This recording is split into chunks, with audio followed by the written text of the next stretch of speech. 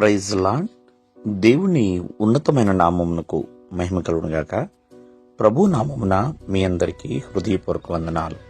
ఈ ఉదయకాలము దేవుని వాక్యాన్ని విందాం. మత్తయి సువార్త 25వ అధ్యాయము 4వ వచనము. బుద్ధిగలవారు తమ దివిటీలతో కూడా సిద్దెలలో నూనె తీసుకుని పోయిరి. ప్రియమైన వర్లరా, ఇక్కడ పరలోక రాజ్యమును సంబంధించిన ఒక ఉపమానమును దేవుడు తెలియజేస్తున్నాడు. ప్రియమైన వర్లరా, మనం జాగ్రత్తగా ఆలకిస్తే ఇక్కడ 10 మంది కన్యకలు ఉన్నారు. ఆ 10 మంది కన్యకలలో 5 బుద్ధి గలవారు, 5 బుద్ధి లేని వారని ఇక్కడ దేవుని యొక్క వాక్యము సెలవిస్తుంది. ఏంటంటే 10 మంది కన్యకలు 10 మంది పెండ్లి కుమార్తెల వలె సిద్ధపడిన వారు. 10 మంది దగ్గర దివిటీలు ఉన్నాయి. ప్రియమైన వారా, 10 మంది కూడా పెండ్లి కుమారుడు కొరకు ఎదురు చూస్తున్నవారే.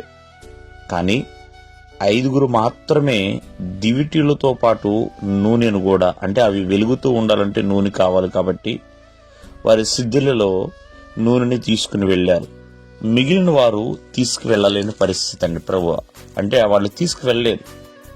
కావున ఒకసారి జాగ్రత్తగా ఆలకిస్తే, అర్ధరాత్రి వేళ పెండ్లి కుమారుడు విచ్చేసి ఉన్నాడు, మరి ఆయన్ని ఎదుర్కోండి అని కేక వినబడినప్పుడు గబగబా దివిటీలు పట్టుకుని వెళుతున్నప్పుడు 5 దివిటీలు ఆరిపోతున్నాయండి. కారణము నూనె లేదు కాబట్టి. బుద్ధిగల వారిని అడిగితే వారు చెప్తున్నారు, ఇది మాకు మీకు చాలదని.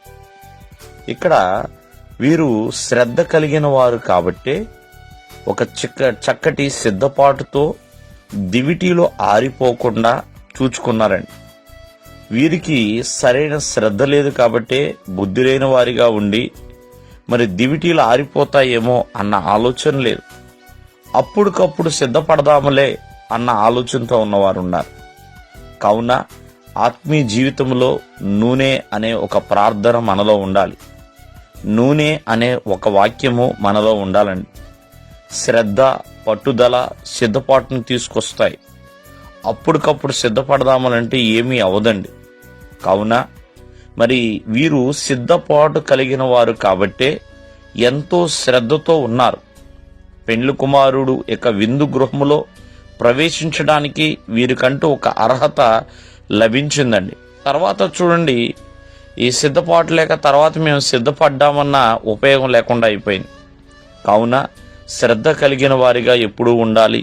చక్కటి సిద్ధపాటుతో ఎప్పుడు ఉండాలండి. ఎందుకంటే ఏ రోజున ఏ దినమున దేవుని యొక్క రాకడ దినం ఉంటుందో తెలియదు కాబట్టి ఎల్లప్పుడూ కూడా మెలకువతో చక్కటి సిద్ధపాటుతో కలిగి జీవించినప్పుడు ఆ ప్రభువుని మనము ఎదుర్కోగలుగుతాము. దేవుడు మిమ్మల్ని ఆశీర్వదించునుగాక. ఆమేన్.